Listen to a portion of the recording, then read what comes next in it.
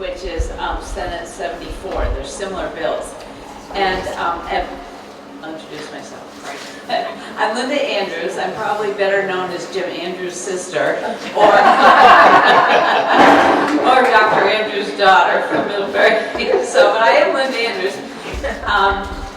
I'm a nurse practitioner in women's health care, and I've been working internationally for 30 years. I've been home for the last 5 years.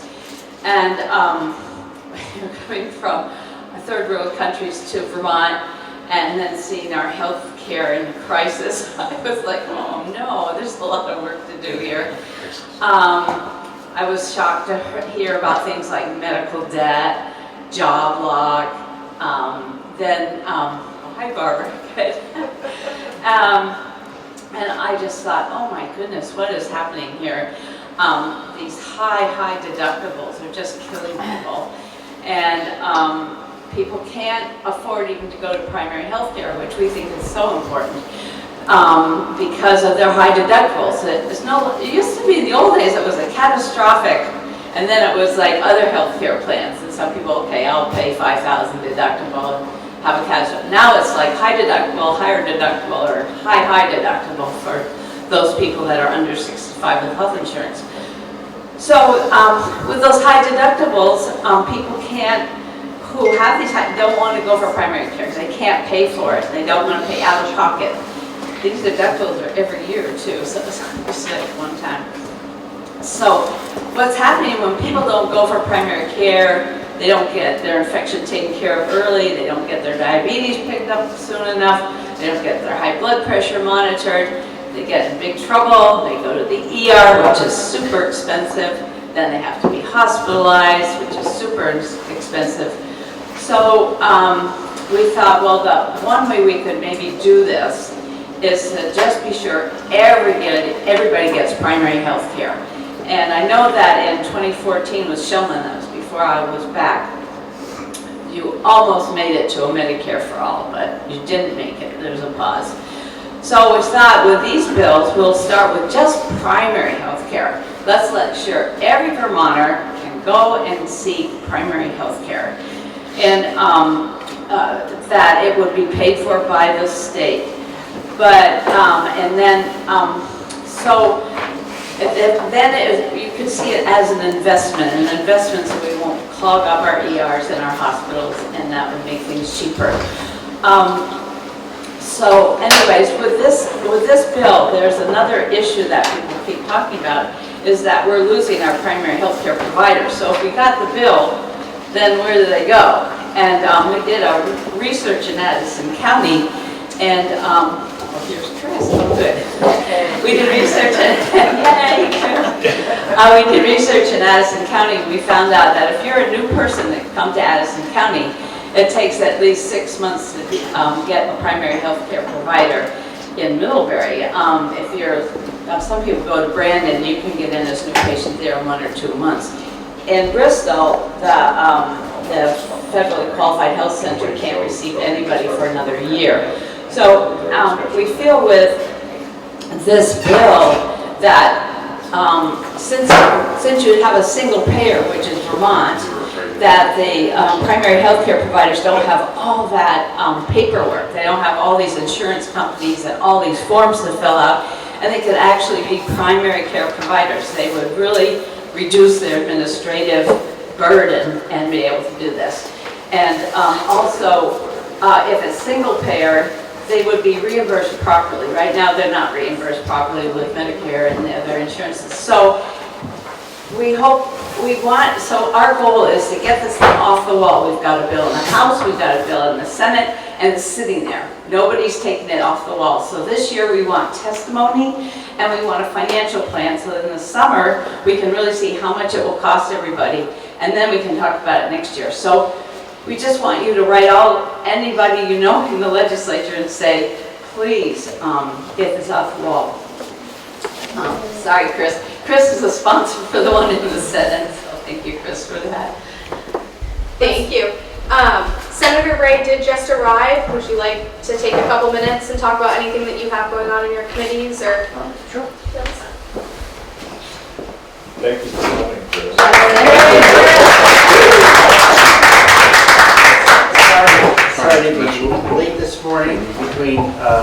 school buses and daylight savings time, I'm running a little behind. I figured you'd be doing introductions with everybody else. I would just slide in. No such luck. At any rate, my name is Chris Bray. I live in Bristol, and I'm one of your 2 state senators, and I'm happy to be with you. I was looking at my records last night. This is my 150th legislative breakfast, so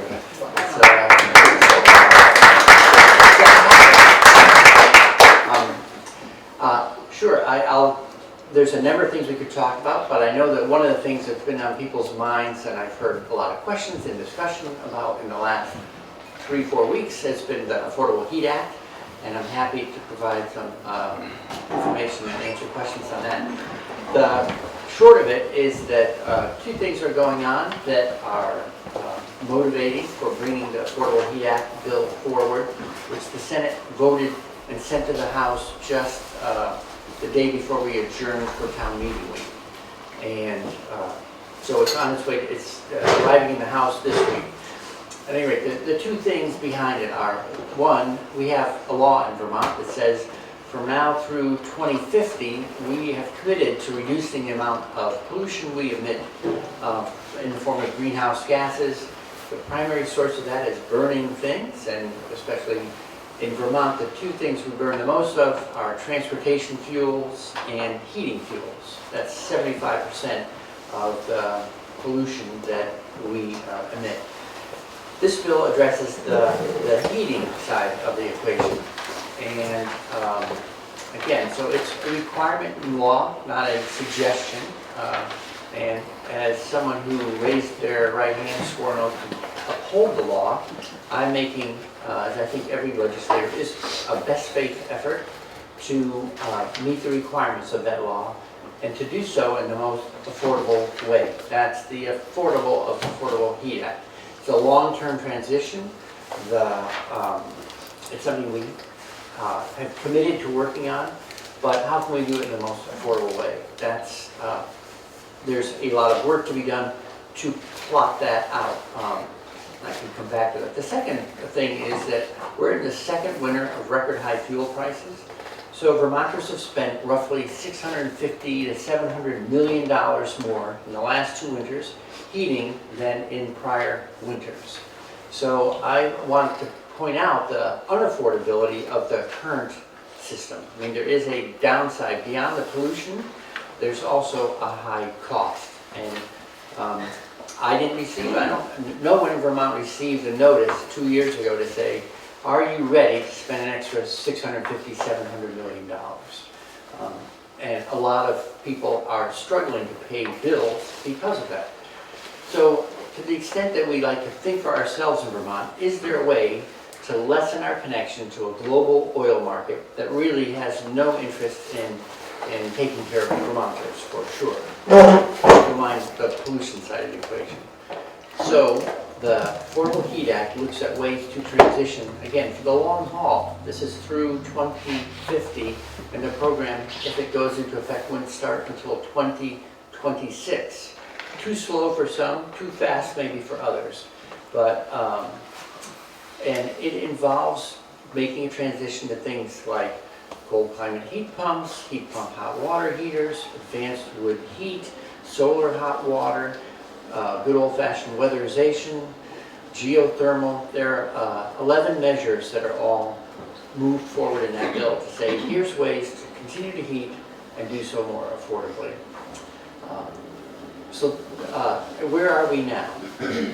We passed in the final week. I was at a legislative breakfast 2 weeks ago in Bristol and talked to a lot of people who were very unhappy about the Affordable Heat Act based on information they received. I'd say there is, I'm not going to point fingers, there's no use in trying to figure out exactly how we got here, but I'd say a lot of this information circulated. For instance, that it was going to add 71 cents to the price of a gallon of heating oil.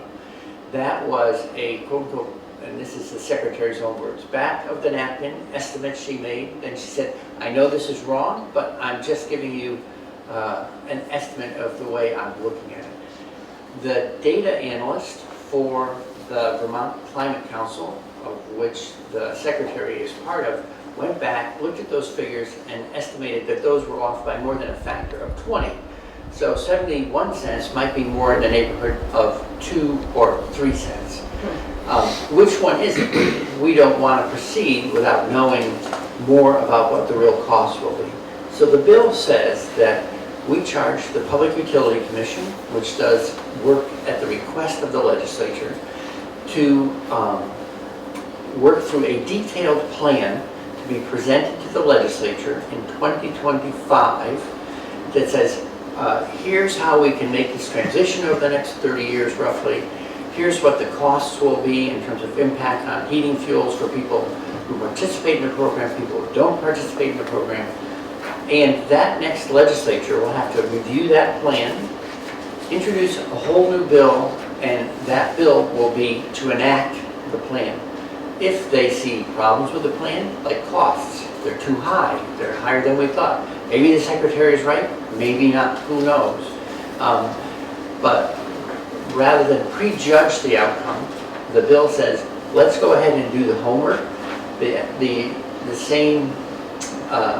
The secretary also hired out a report to be done by a professional engineering group, and it came back with an estimate between now, enactment and 2050, we stand to save $5 billion by making the transition. So there is real money on the table, and there's a real requirement for legislators to look at addressing emissions. So I listened to that unhappy group 2 weeks ago when I went back to the legislature. I changed the bill, working with my colleagues, to going in. It wasn't exactly on autopilot, but had the legislature not acted at all, in 2026 it would have become law. It would have been implemented.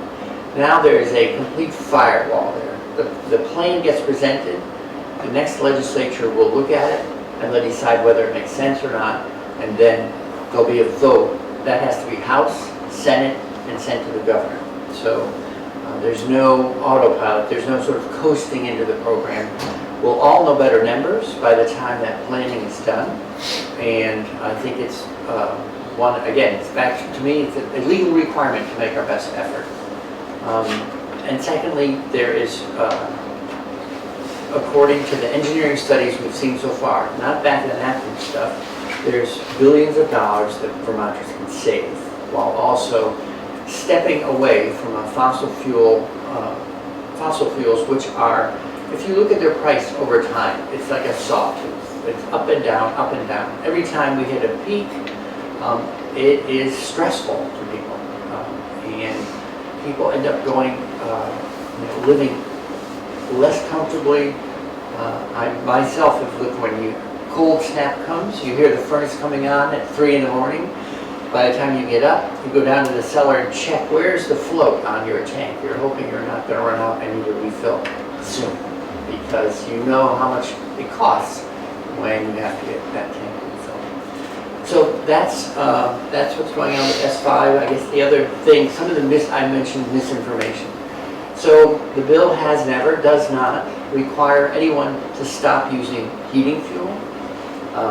The bill does not require anyone to switch, to a cold climate heat pump. You can keep the exact equipment you currently have. Participation is 100% voluntary. The model it's built on was Efficiency Vermont. Efficiency Vermont does not come to your house and tell you that you must participate in their programs for lights or motors or compressors, insulation, all the rest. They offer you the opportunity to do it, and if it makes sense to you, your family, your household, your business, you decide to work with them. This program will be the same way. So I'm really happy to have this chance to share that information about S5, because I think yes, we need to do careful study, but the upside, if things pan out the way the initial estimates I've seen look, it will be a wise transition for Vermonters to make. We like to think for ourselves here. I think the idea that we could make more of our own energy in the form of biofuels in electricity, which we can generate renewably, and then heat our homes in that way is will turn out to be a smart and responsible move. The challenge again, the Affordable Heat Act, is how do we make that transition affordable for people? And the last quick thing I'll just say on that is that there are a number of programs already in existence and programs we've just started that help with low and no cost loans to be put into equipment. And then I'll just stop there. So the point is to make the investments that we need to make as affordable as possible.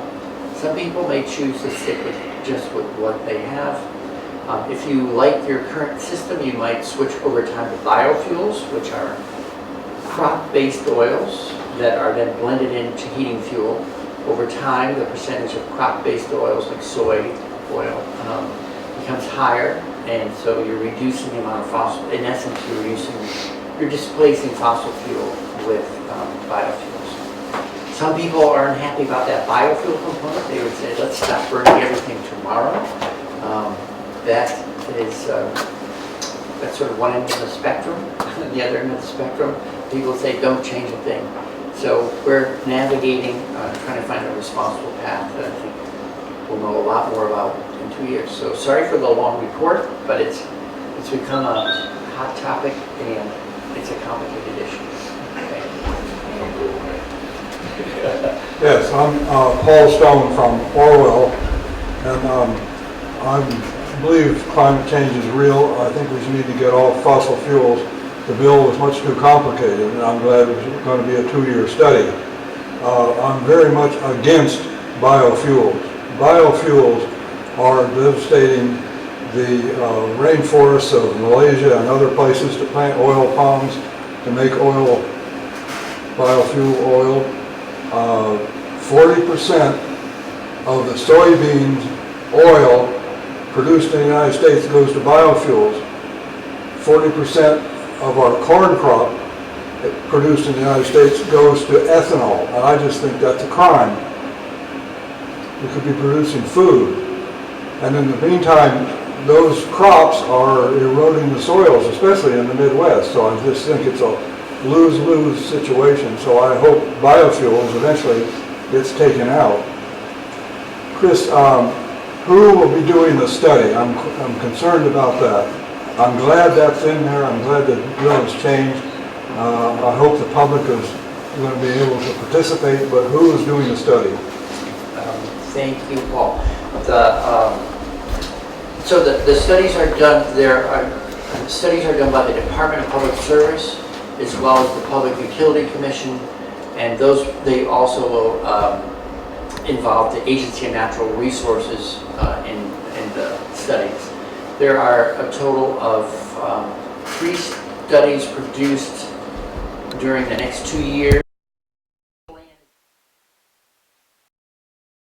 There's also a 4th report in it. It's an economic impact study that will provide details of potential costs. I'd like to double back just briefly to the biofuels side of the program. You know, I acknowledge that there are challenges with burning biofuels.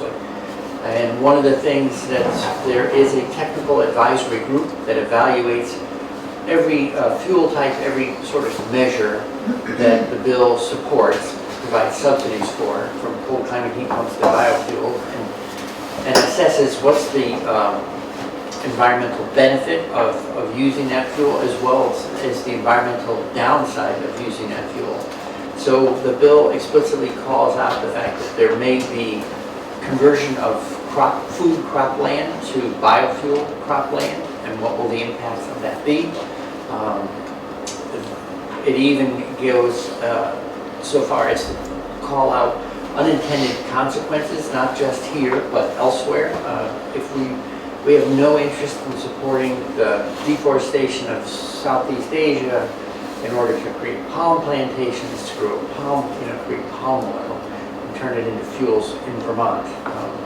the bill's Vermont focused, but our concern is broader than that, and to make sure there's not unintended consequences.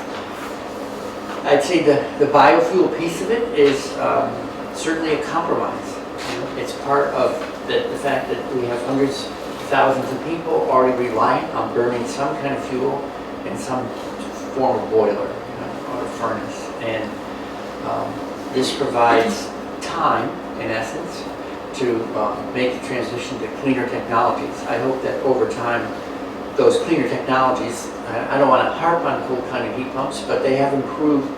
They are a many decades old technology. It's not a new technology, but using them in cold climates to heat homes is a newer part of the story, or primarily like the last 20 years. They've improved a lot. Only a decade ago, they worked down to about 20 degrees, 25 degrees. The newest Arctic-rated ones now work down to about -10, -15. They use refrigerants. They're not like anything we're familiar with in everyday life. R134A boils at -17 degrees. So it's not, it's not at all like thinking about what we're used to circulating, something like water. And because of that, even when it's cold out, there's still heat available that these devices can pull out of the air. Absolute zero is -486, so -20 is pretty warm compared to absolute zero. And for these devices, they can pull heat, even out of that, to us, cold air, and move it into the house. They get better and better each year, and I hope that they become more and more suitable for heating everyone's homes. And my understanding from most people now that have them is that the better insulated your home is, the more successful they are at keeping you warm. And I think that's true of every furnace, but I think given the current state of the technology and heat pumps, I hear more happiness from people who have a well-insulated home and use them than from someone who's in an 1840s farmhouse and they're trying to heat that with heat pumps. The last quick thing I'll say about heat pumps is none of the technologies we're supporting, it also includes advanced wood heat, so you can still be burning wood. And most places I've lived, I've always burned wood on top of something else. And I'll confess to liking to, sit near a wood stove and bake for a while on a Sunday afternoon or something like that. So, but there's no recommendation anywhere in the program to replace your heating system entirely with cold climate heat pumps. Usually it's a supplement, and then depending on the technology and the weather, you may be 100% reliant on them, or you might in fact turn them off on the coldest night of the year and just be burning oil.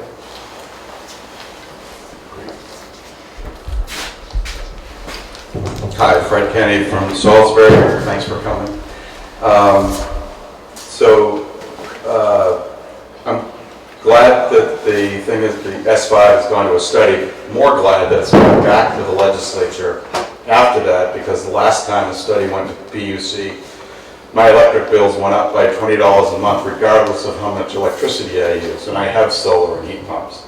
So I'm glad it's coming back after the study for a vote and to relook at it. So now putting on my hat as Executive Director of the Addison County Economic Development Corporation, wondering what is going to happen in committee with S100, the housing bill. As everybody here knows, we do have a housing crisis in Vermont, and we hope that you'll pass that bill out in time for the House to consider it. And with the Act 250 changes intact, especially there's a provision in there that gets rid of the caps on the amount of units that can be built in a priority housing area. That's very important to a project here in Middlebury.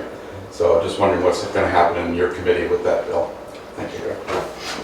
Thank you, Fred. Good to see you. So S100, generally people are calling it the housing bill this year. There's also a House version, but it was developed in the Economic Development, General Affairs and Housing Committee. because 60% of the bill deals with municipal planning and land use, which is the task of the Natural Resources and Energy Committee. The bill was sent to us. We started our review in the week before adjourning, and we'll continue it this week. I made a commitment to the Pro Tem that bill will be out of our committee by the end of day Wednesday. So in order to ensure that it makes timely progress to the House. And we have an internal deadline you might hear about sometimes. It's referred to as crossover. It's basically a midpoint in the session by which if we send a bill to the House by crossover, or they send one to us, we guarantee that it's eligible for being considered that session. If you miss crossover, you might have to sit over the summer. No one wants to have this bill sit over the summer. As Fred said, there's a real shortage of housing in the state. The most recent estimate I saw from a number of sources was that we need 40,000 more units of housing in the next 10 years. So that's a lot of steady building. So I'm supportive of and aware of the local project in Salisbury, and there are provisions in that bill that will support the development, particularly of more affordable housing. Housing in general, but more affordable housing as well. The last piece on that is I'm also conscious that the committee I chair was once chaired by Arthur Gibb of Weybridge, who's often referred to as the father of Act 250. So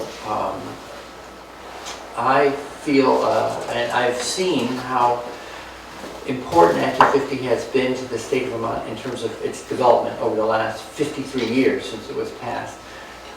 Good planning is good planning, but when Act 250 was voted into law, there was not that much robust planning around the state. We didn't have much in the way of law.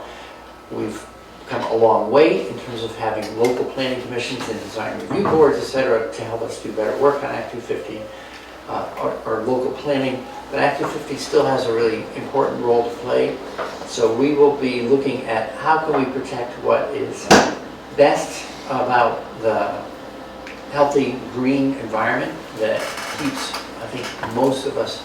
It's one of the main attractions why we live here, but also at the same time saying we need development. We know we need development. How do we do it well? Act 250 was never anti-development. It was always pro-development if well done. There are a few cases out there, but they are on the scale of 1 in 100 where, well, I'll just say Act 250 issues 99+% of the applications applied for. But I don't want to mislead. They issue them, but they often attach conditions, and those conditions relate to the 10 criteria that are evaluated in going through the Act 250 process. Impact on land, water, traffic, municipal services, etc. So I'll leave it there. It discourages me a little when people see only the downside of Act 250 as though it's a burden, but in my life I've only ever seen one building come down and a green space restored, and that was when the college bought the old high school and decided to create a park. And I think that otherwise all development I've ever seen goes the other direction. I've seen forests come down. I've never seen anything more than trees planted. I've never seen a forest created. So these are resources that when we lose them forever. So all of which adds up to me is that we just need to have a balance and be prudent about how we develop, where we develop. But certainly very interested in supporting good development, including especially housing, which we need. So I'm Heidi Willis, and I live here in Salisbury too, and I'll just follow up on that, Chris, by throwing out this thought or question that I've had for the last couple of years, and it's particularly appropriate right now. We do really need housing, but at some point in time, I feel like we need to ask ourselves as Vermonters, what will Vermont look like when it's full of people? What will it look like when there's no more room for growth? If it would be better to look at it before that happens, and I think there's some people that would argue that it's already happened, like your brother, Linda. But I would rather start thinking about that before we have a landscape that's covered with houses and buildings. And I know that there was something, an initiative earlier on, and I have not kept track of it, so Chris, I don't know if you know about it, but the effort to preserve 30% of Vermont by 2030, and then 50% the natural areas of Vermont by 2050, which would begin to answer that question a little bit. It would say, okay, by 2050, 50% of Vermont is going to remain in a natural state. And once we reach that limit, then we've reached that limit. And with all the changes that are happening right now in terms of climate change and pandemics and all of the in-migration that we're seeing, I just think we should be thinking about this sooner than later. So I don't know if that you know anything about this, the 30 by 2030 and 50 by 2050. But. Sure. Thanks for that question. It was Representative Sheldon, who shares the House counterpart to the Senate Committee on Chair. It's been renamed. It's now called House Environment and Energy. That committee is, they either have just passed or they're about to pass out the so-called 30 by 30 bill. So as Heidi just said, it aims to keep 30% of Vermont's natural spaces in conservation, permanent conservation by 2030 and 50% by 2050. It's in line with a federal program. I think currently Vermont is somewhere in the neighborhood of 24-25% as opposed to 30. So we're not actually that far off of that pace if we were to go ahead and move this forward. And then just for scale, Vermont is 75% forested still. So we have and of that, I think about 80% is private land. So we have private landowners for the most part. I mean, we have the Green Mountain National Forest, we have federal and state forests, and they are great and a huge asset to the state, but we have private landowners for the most part to thank for all the green space we have out there. So we're always looking at programs to help it remain affordable to keep those green spaces green. Current Use is the biggest program that does that. It spends about $60 million a year bringing down tax rates for farms and forest land that are kept as farm and forest land. The bill was vetoed last year by the governor, and actually meeting with Secretary Moore later today. She's the Secretary of Agency of Natural Resources. I'll be talking to her about it again to see what the concerns are. What I heard last year was that the cost of permanent conservation is higher than other ways to keep green spaces green, and that ANR, or Agency of Natural Resources, was concerned that it would be a costly way to conserve. It would require them to spend money on projects to conserve permanently and reduce the total amount of land that they can conserve. There is something to be said for permanent conservation, and that permanent is for a long time. So other measures can come and go, can be reversed. So we'll have to see how that goes. I have more to learn. We haven't got it from the House, but it is in process.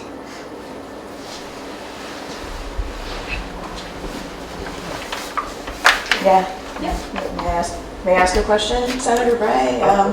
Go ahead and yeah. introduce yourself. Oh, my name is Renee McGinnis. I'm from Moncton, and Senator Bray, I appreciate you being here. And unfortunately, because there's no other legislators, you get to field all the questions, right? Everything gets directed at you, so you're getting really taxed here. But so thank you for being here. Kind of a three-part question. Could you refresh us on the emission standards under the Global Warming Solutions Act. And then I have a hard time reconciling this being optional if we have goals heading into 2016 and 2050. You know, eventually it's not going to be so much optional, is my thought, right?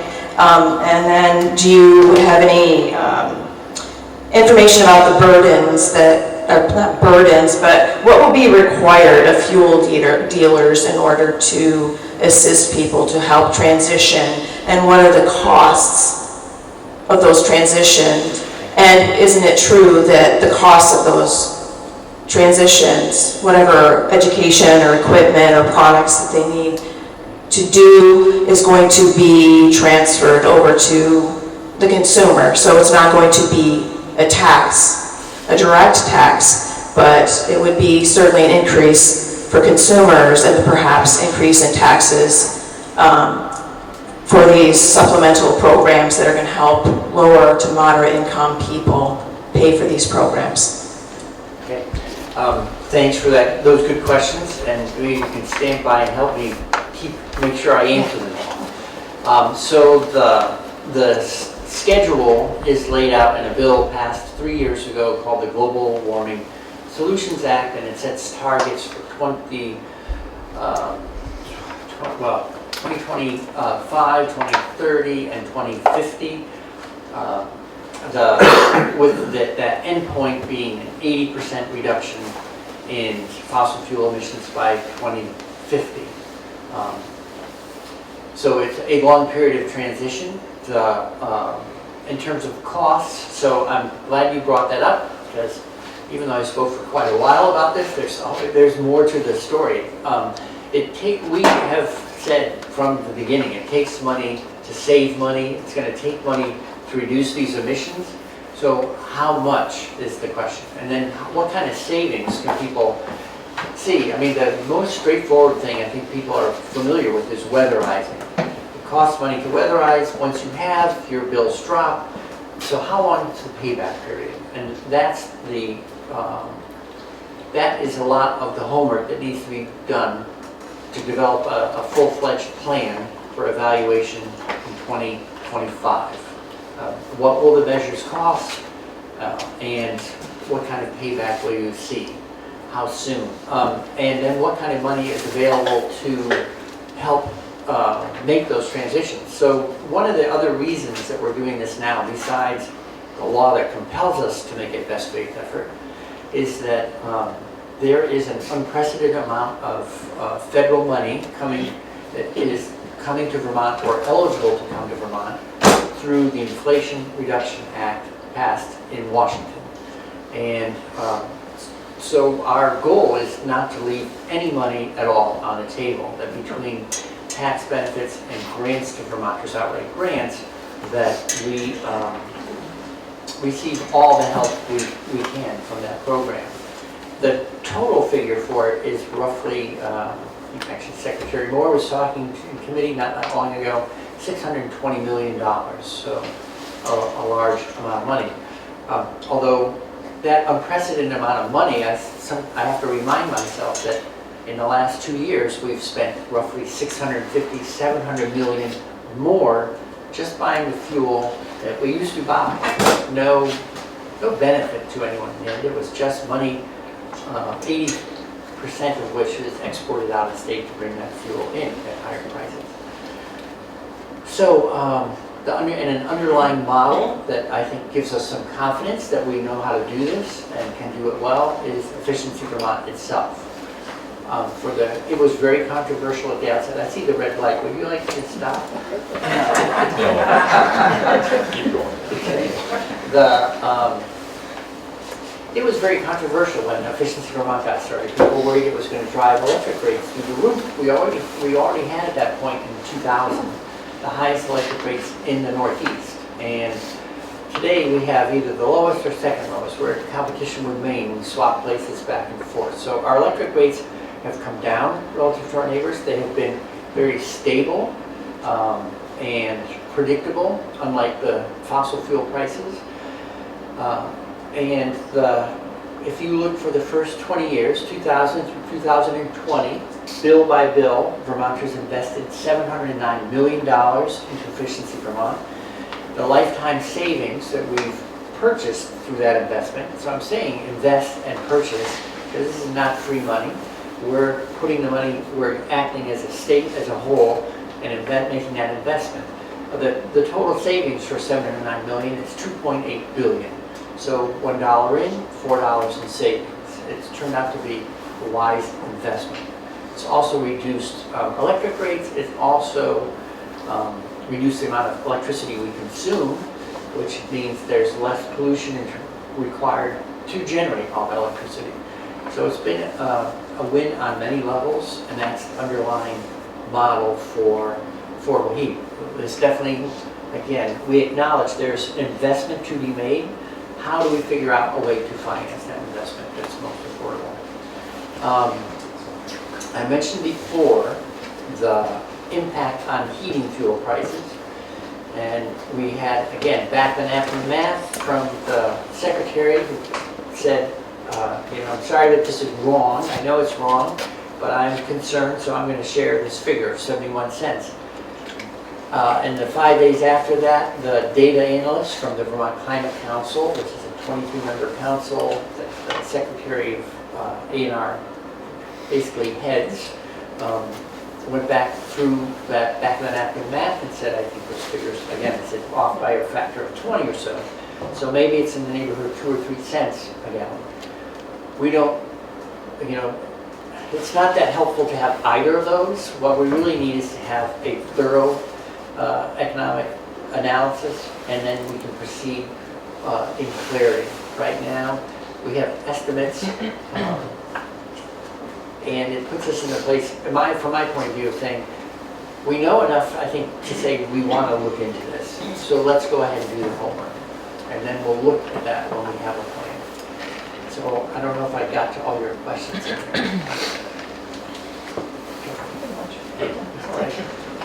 Well, don't be shy, ask again if there's something I skipped. So first off, I'll start to introduce myself. I'm George Gross from Shore. My question's more or less a follow-up to this same topic. So I think a key issue in the affordable heat standard that needs to be addressed is equity. As currently constructed, last I looked at it, it had an equity task group whose mission was to do something about that very topic.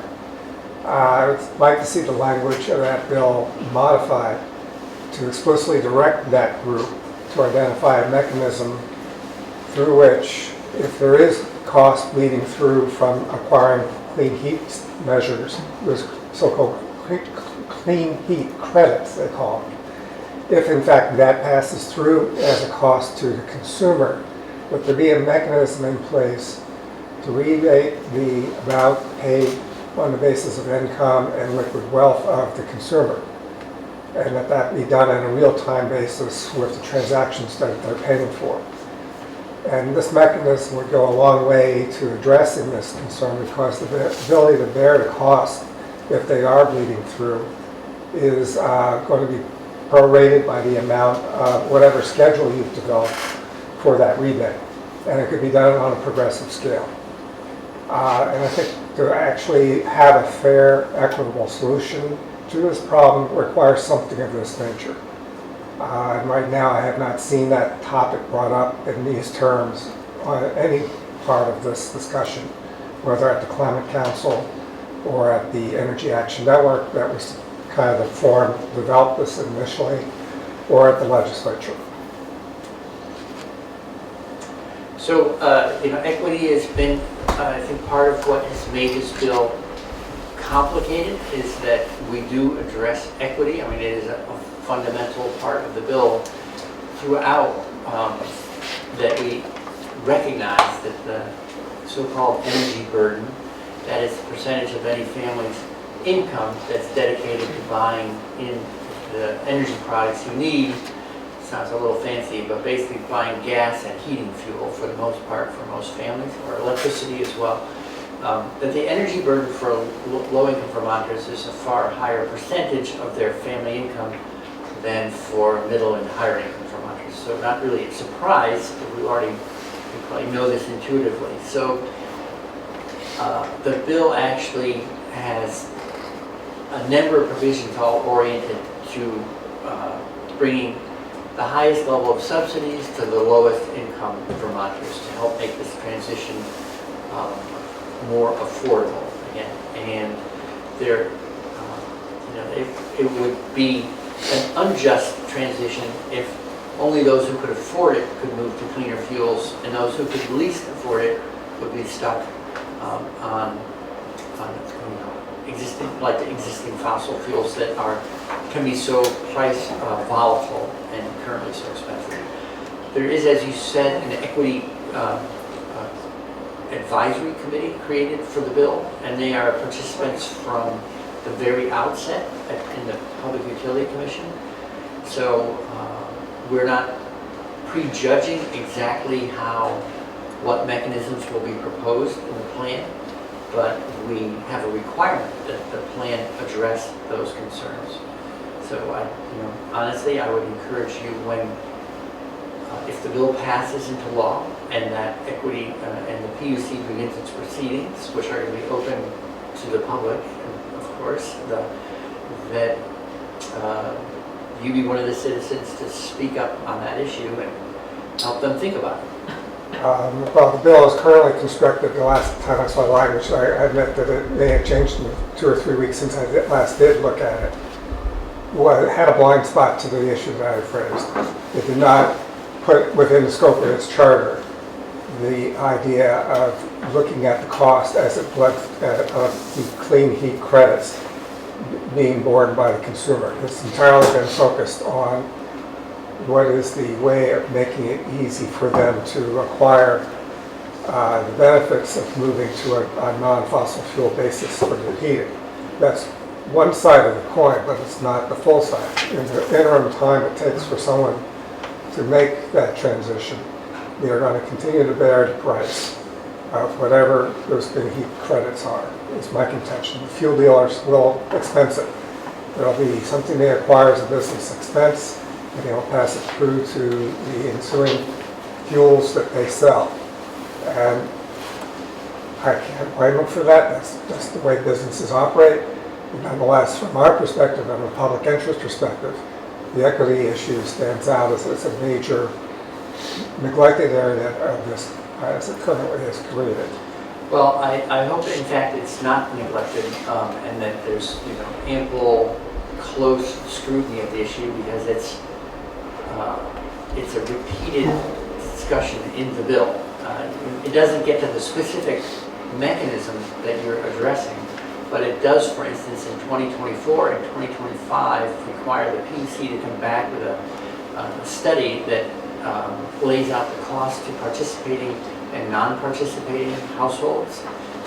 So, in other words, those who are in the program versus who are taking advantage of the subsidies or transition subsidies in the program versus someone who's decided not actually interested in participating. The studies are actually a lot more in depth than that, but we call out consumer impacts front and center. So I think, again, we don't say what the answer is. It's a request for a plan, and it's almost 2 years in the making, so there's going to be a lot of homework to do from here to the creation of a plan for that next legislature's review. I appreciate you bringing it up. That's why the bill includes an equity advisory group right from the get-go, which is unusual. We didn't want to leave anything to assumptions, that we would look at this. We decided to make sure that folks who represent consumers, also renters, landlords, businesses, people in the fuel business, there are many named parties that are all going to be part of that proceeding. Well, I guess I'll have to address Amy Sheldon, Representative Sheldon, with this topic, since she's got the baton at this point, I guess.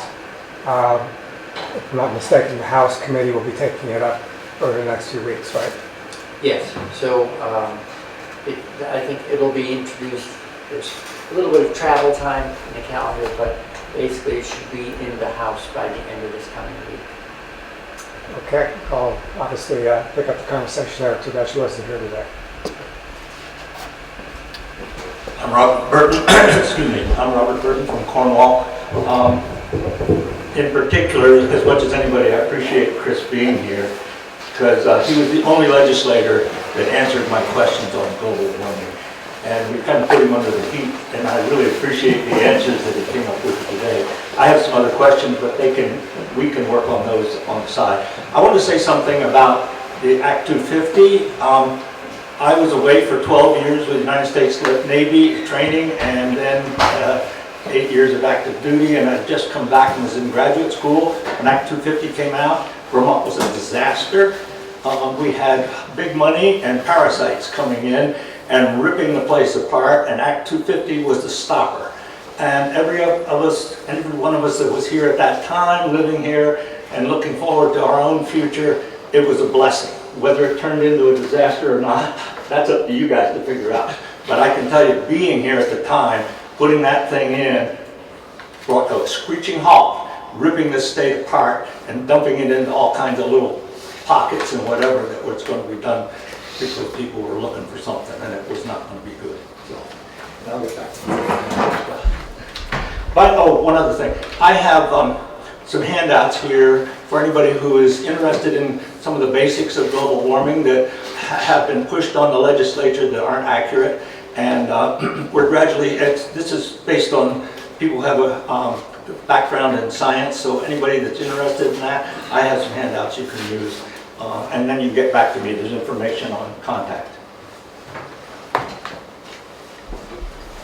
I'll just say thank you, Bob, for a testimonial as to why we needed Act 250. And again, there were some very egregious things going on in the world of development back, and that's what motivated the creation of Act 250. I want to acknowledge that there's been a lot of improvement at the town, at the municipal and regional level in terms of planning. And I believe that good planning is good planning. It can happen at the municipal level, the regional level, or the statewide level through Act 250. What we're really interested in supporting, I think, is smart growth. That I've never heard anyone argue for anything other than that, and that's a shorthand for let's develop in the developed areas and try to keep our green spaces green spaces. Hi, Barb Wilson from Shoreham, and I'm going to change the topic, and you may not be able to address this, but since you're the only one here, I thought I'd at least bring it up.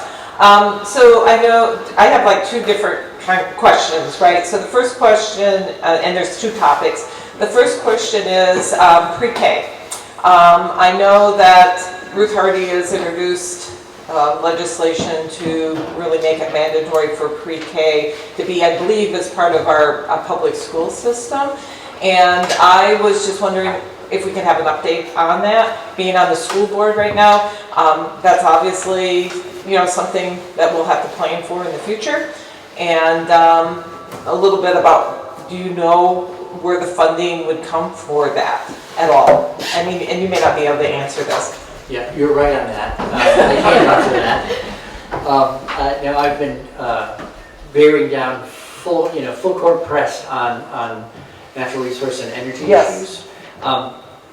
Yes, so there's a few things going on, including figuring out the price tag for pre-K. I think we know that early childhood education is a critical thing in terms of supporting.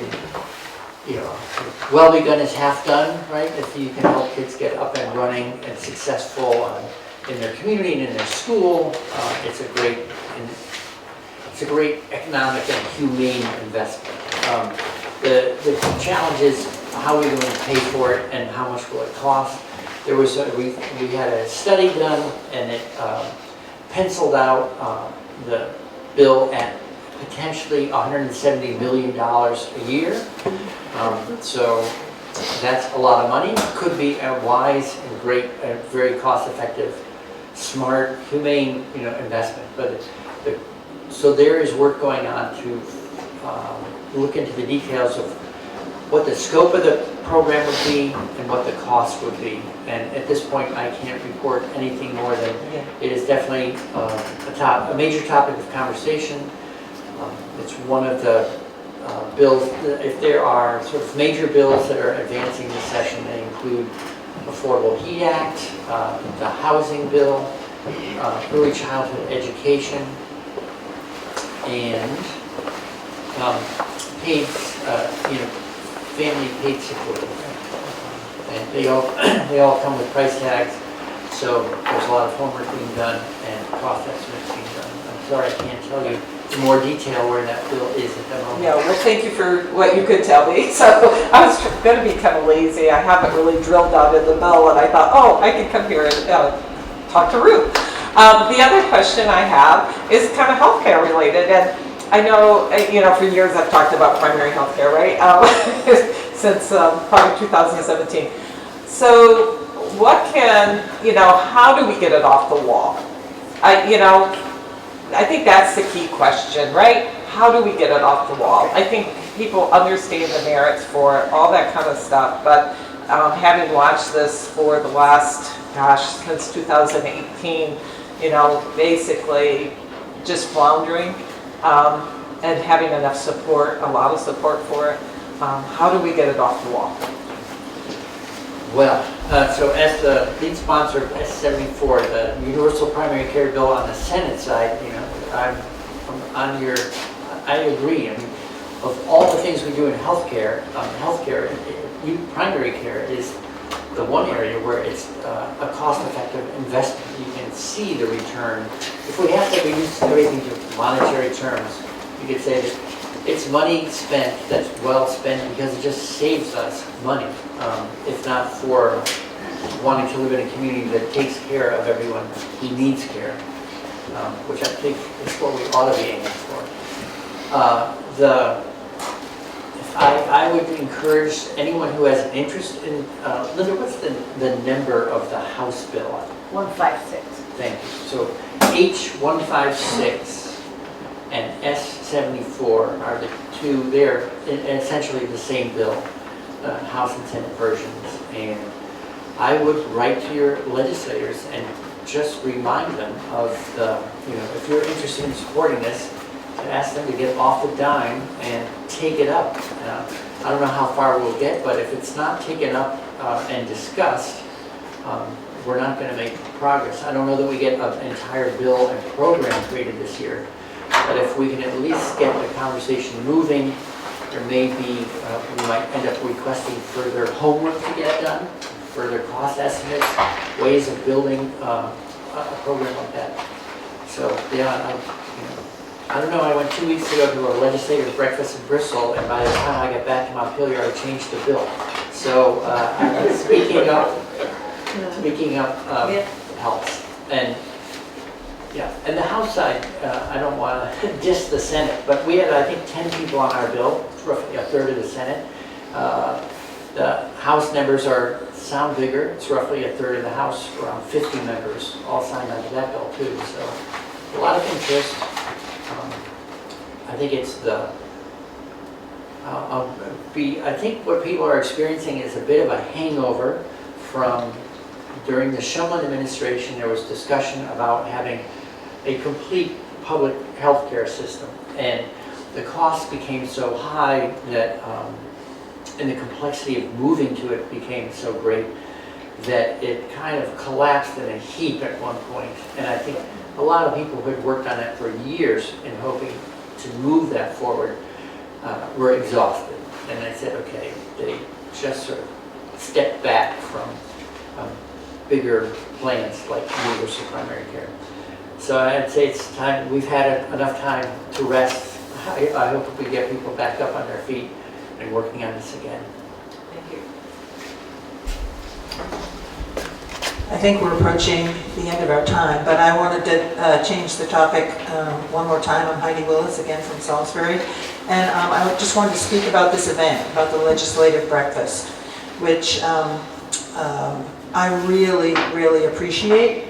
I think it's an invaluable time to both hear from legislators and to hear from our fellow citizens about things that are a concern from them. I've learned tons. I started coming to legislative breakfast in the early 90s, took a break, and then have been coming fairly regularly since retirement in 2008. Time passes and things change. I really appreciate what the Grange has done and the Farm Bureau has done, but I'm concerned, first of all, we had one legislator who showed up today, very faithful, but I'm wondering about what's happening on Mondays now and about the workload. And I'm just wondering if we need to think about a different format. We don't see Middlebury reps anymore because they hold their own session.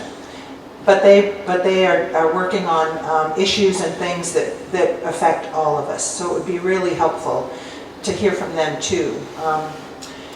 So I'm just thinking how we can rethink how this might happen so that it doesn't overwork the legislators, maybe reach more people, set up a time. Anyway, just something to think about because I think it is so valuable. Both for legislators and for citizens. And I hope maybe in the future people can come up with some ideas and some organizations maybe that want to help out and that we can keep this going. So kudos to everybody and let's forge into the future.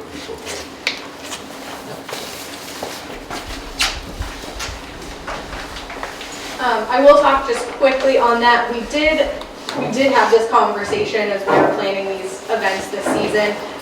The reason we switched to doing them every other week rather than every week was for that very reason. We realized that not only are we all busy, but so is our entire legislative body. Some of those having planning and committee meetings on Mondays now as well. So we did adjust a little bit and we wanted to kind of see how that was going to work this season. But we're glad to hear the feedback on these events because our hope is to keep them going. We need the conversation and they're very important to us also. Just a question, are you coordinating so that the alternative week are properly used by somebody else so that we're not in conflict, which was just brought up? And is there a place to do that? I think they hold, if they're still holding them, can anybody hear me? I think they hold their sessions on Saturday mornings. Yeah. So, which has been another issue I know for Ruth. And Jubilee McGill, she had a baby with her the last time, so at any rate, yeah. Yeah. Both Virgins and Middlebury have a Saturday session. Okay. So we're not in conflict? We haven't been, no. No. No, but it means we don't get those folks. There's no reason they couldn't come. No, except they feel, They feel like they don't need Exactly, it. exactly. I mean, they have time constraints, so maybe coordinating with them somehow that, I don't know, but anyway. You're on. Yes. So we have come to the end of the day today. Thank you all for coming in the conversation. Thank you, Senator Gray, for taking all the questions today and being here to represent everyone. Thank you very much.